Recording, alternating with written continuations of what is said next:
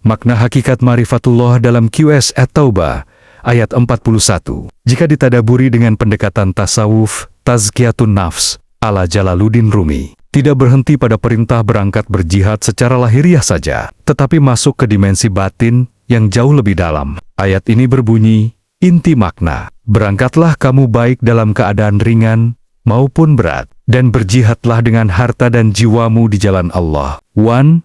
Jihad sebagai perjalanan menuju Allah, bukan sekadar fisik. Dalam pandangan Rumi, berangkatlah bukan hanya keluar menuju medan perang, tapi berangkat dari diri lama menuju diri yang mengenal Allah. Ringan saat hati lapang, semangat ibadah tinggi. Berat saat malas, gelap, penuh beban nafsu. Hakikatnya, tetap berjalan menuju Allah dalam kondisi apapun. Rumi sering menekankan, langkah menuju Tuhan tidak diukur dari kaki, tapi dari hati yang terbakar rindu.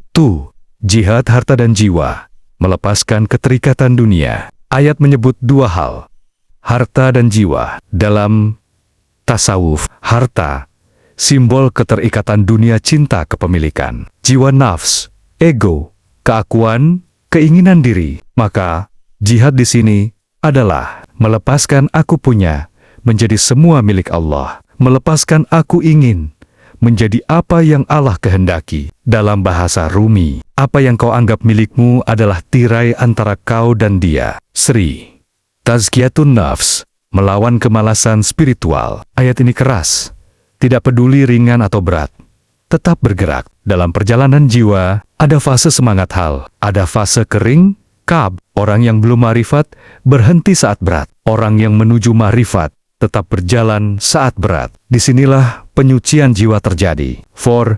Hakikat Ma'rifatullah, totalitas penghambaan. Ayat ini mengajarkan bahwa ma'rifat bukan hanya tahu Allah, tapi mengorbankan kenyamanan demi Allah, mengorbankan ego demi Allah, mengorbankan dunia demi Allah. Ma'rifat sejati, tidak ada bagian diri yang tertinggal dari Allah. Rumi menggambarkan, datanglah dengan luka, dengan lelah, dengan kehancuran. Itulah pintu masuk menujunya. 5. Inti terdalam sur ayat ini. Hakikat terdalam ayat ini, dalam perspektif Rumi, Allah tidak melihat seberapa kuatmu, tapi apakah kamu tetap datang ke podenia saat lemah. Berangkatlah, tinggalkan dirimu, jihadlah, hancurkan egomu. Di jalan Allah, kembali hanya kepadanya. 6. Praktik konkret latihan Tazkiyatun Nafs, agar ayat ini hidup dalam kalbu. 1. Saat malas ibadah, tetap lakukan walau sedikit. 2. Saat berat bersedekah, tetap memberi walau kecil. 3. Saat ego tersinggung, latih diam dan ikhlas. 4. Setiap hari niatkan, ya Allah, aku datang walau hatiku belum bersih. Penutup, rasa ma'rifat. Ayat ini bukan perintah keras, tapi panggilan cinta. Allah seakan berkata, datanglah kepadaku dalam keadaan terbaikmu atau dalam keadaan terburukmu. Jangan berhenti. Makna hakikat Ma'rifatullah dalam QS At-Taubah ayat 42, bila ditadaburi melalui pendekatan tasawuf Tazkiyatun Nafs, ala Jalaluddin Rumi, mengungkap satu penyakit batin yang halus, ketergantungan hati pada kemudahan dunia yang menghalangi perjalanan menuju Allah. Inti makna ayat. Ayat ini menggambarkan orang-orang yang akan ikut jika ada keuntungan dekat, akan ikut jika perjalanan mudah, tapi mundur ketika jalan terasa berat dan jauh. Mereka bahkan bersumpah seakan-akan tulus, padahal hati mereka tidak benar. 1. Hakikat penyakit iman yang bergantung pada kenyamanan. Dalam kacamata tasawuf, keuntungan dekat, simbol dunia yang cepat, terlihat hasilnya. Perjalanan mudah, ibadah tanpa pengorbanan. Ini menunjukkan hati yang belum mengenal Allah, tapi masih mengenal untung rugi. Rumi mengisyaratkan, cinta sejati tidak bertanya, apa yang kudapat? Jarak yang jauh, jalan menuju Allah terasa berat bagi nafs. Ayat menyebut jarak terasa jauh dalam batin. Dalam batin, bukan jarak fisik, tapi jarak antara hati dan Allah. Ketika nafs masih kuat, dizikir terasa berat, ikhlas terasa jauh, sabar terasa panjang. Padahal Hakikatnya, yang jauh bukan Allah, tapi hati yang menjauh. Sri, sumpah palsu, pembenaran diri, self-deception. Mereka berkata, kalau kami mampu, pasti kami ikut. Dalam tasawuf, ini disebut talbis nafs, tipu daya.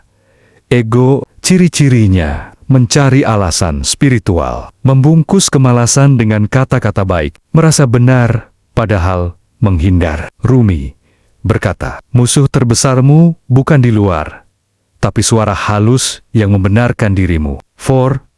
Hakikat marifatullah, cinta yang tidak bersyarat. Ayat ini secara batin membedakan dua jenis hamba. Hamba yang belum marifat, bergerak kalau mudah, beramal kalau ada hasil, dekat kalau nyaman. Hamba yang menuju marifat, tetap berjalan walau berat, tetap taat walau tidak terasa manis, tetap mencari Allah walau hati kering, karena tujuannya bukan dunia, tapi Allah. 5.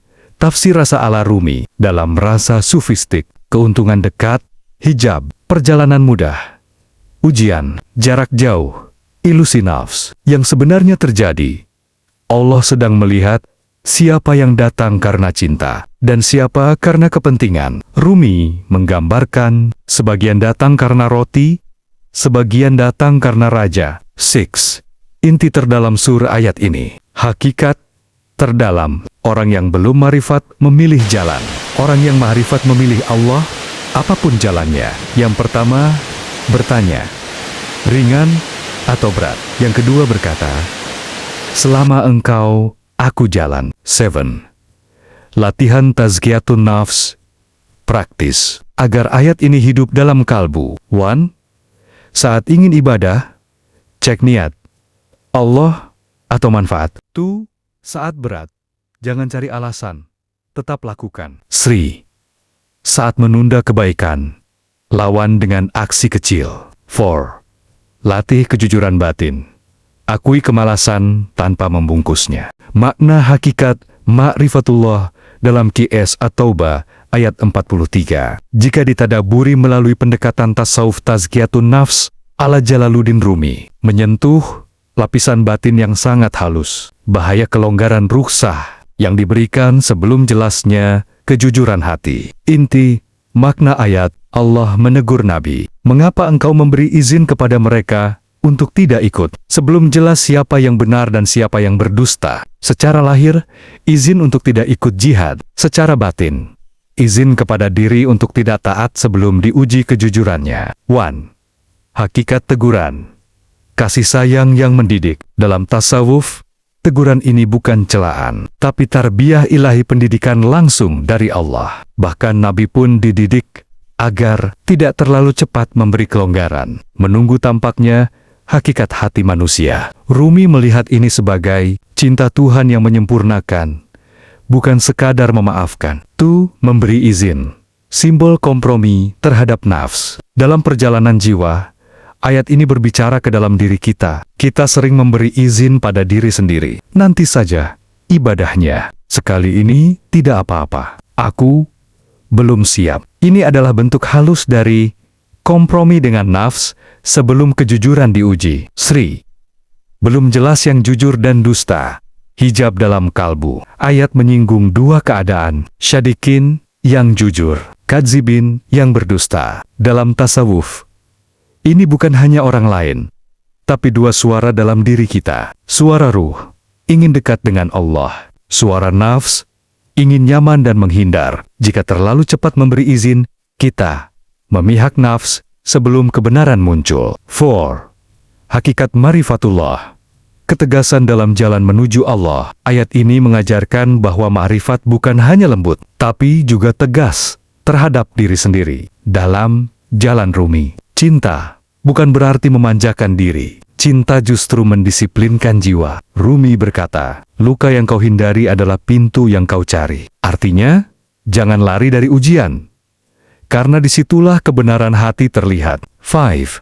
Tafsir rasa zauq ala Rumi. Dalam rasa sufistik, izin, kenyamanan palsu, menunggu kejelasan, proses pemurnian, jujur atau dusta, kualitas cinta kepada Allah. Allah ingin melihat siapa yang tetap memelenia tanpa alasan. 6.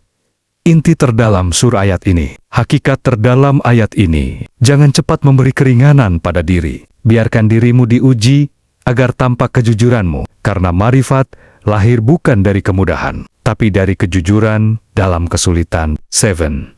Latihan tazkiyatun nafs praktis. Agar ayat ini hidup dalam kalbu. 1.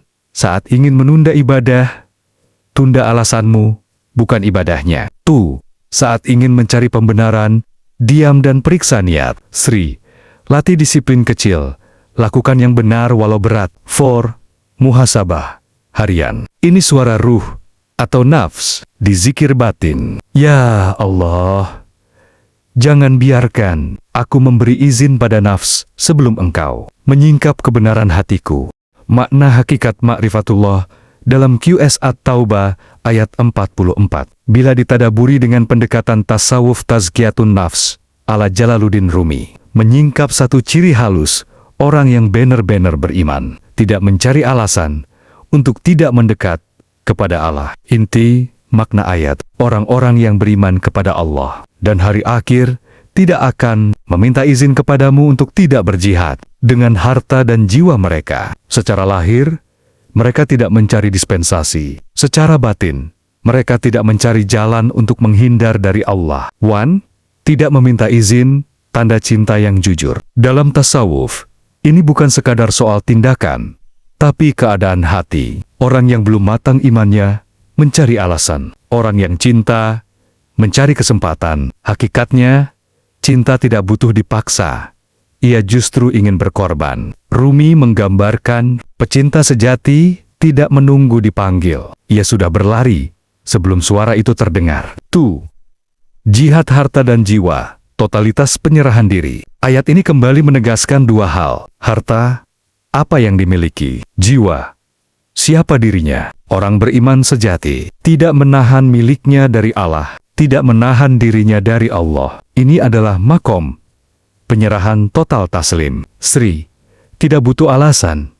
Hati yang sudah mengenal Allah dalam perjalanan tazkiyatun nafs. Nafsu selalu butuh alasan. Kalbu yang hidup tidak butuh alasan, karena ia sudah melihat nilai Allah lebih besar dari segalanya. Rumi berkata, ketika kau menemukan lautan, engkau tidak lagi menghitung tetesan. 4. Hakikat marifatullah, bergerak tanpa tawar-menawar. Ayat ini mengajarkan, makrifat bukan sekadar tahu Allah, tapi tidak lagi menawar perintahnya. Tidak berkata, kalau mudah aku taat. Tidak berkata, kalau sempat aku ibadah, tapi aku milikmu, maka aku datang. 5. Tafsir rasa ala Rumi. Dalam rasa sufistik, tidak meminta izin, hati sudah siap. Jihad, kerinduan yang bergerak, harta dan jiwa, semua yang ada dipersembahkan. Ini adalah keadaan cinta yang aktif, bukan pasif. Rumi mengisyaratkan, apa yang kau cintai, kesanalah engkau mengalir tanpa dipaksa. 6. Inti terdalam ayat ini, hakikat terdalam. Orang yang belum ma'rifat bertanya, bolehkah aku tidak? Orang yang ma'rifat berkata, apalagi yang bisa aku berikan? Yang pertama, mencari celah. Yang kedua, mencari jalan. 7. Latihan tazkiyatun nafs praktis, agar ayat ini hidup dalam kalbu. 1. Hilangkan kebiasaan mencari alasan dalam ibadah. 2. Latih respon cepat saat ada kebaikan, langsung lakukan. 3. Biasakan memberi tanpa menunggu diminta. 4. Muhasabah. Hari ini aku mencari alasan atau mencari Allah di zikir batin. Ya Allah, Maronali, jadikan aku hamba yang datang kepadamu tanpa menunda dan tanpa alasan. Penutup, Dezauk, makrifat. Dalam pandangan Jalaluddin Rumi, cinta sejati tidak bertanya, bolehkah aku tidak datang, karena ia sudah tenggelam dalam keinginan untuk selalu dekat.